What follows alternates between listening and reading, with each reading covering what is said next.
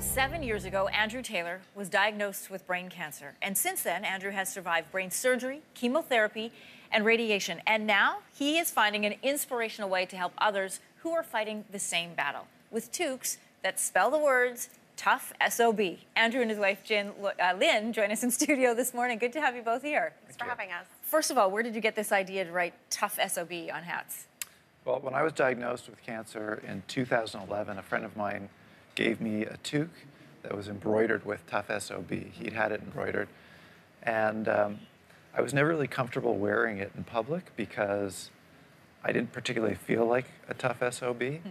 So I wore it around the house and it was very comfortable, but I was so uncomfortable wearing it in public because I didn't want to announce to the world that I was a tough SOB. What I wanted was to be reminded that I was a tough SOB. And that's what I really needed at the time. So I came up with the idea of flipping it backwards so that when I wore it and I looked in the mirror, I'd see that message. So far, these toques, I understand, Lynn, have been handed out to 1,000 cancer patients. You guys haven't seen anybody wearing one yet, but you have received pictures of people who have purchased them, worn them. How does that make you feel?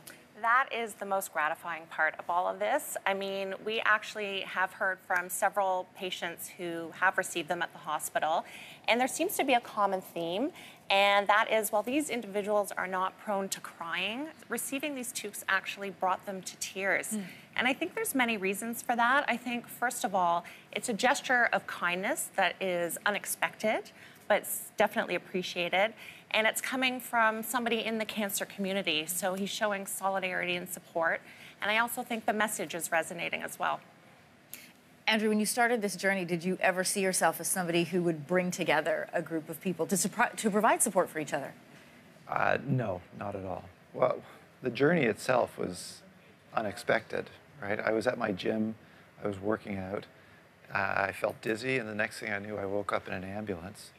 And I was taken to the emergency room where I was told that I had a brain tumor.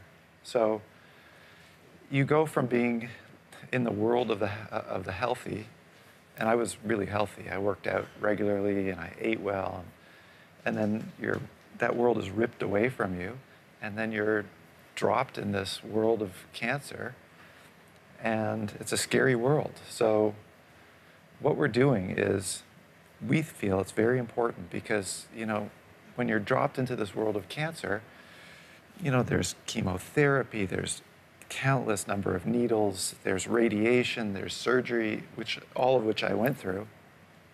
And so cancer patients are desperate for some encouragement and empowerment.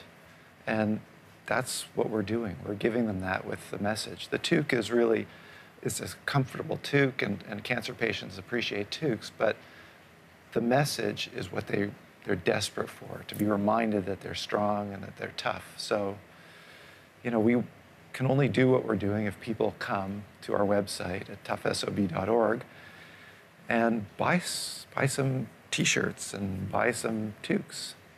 That way we can give more of them to patients at the hospital. Do you still need that reminder that you are a tough SOB?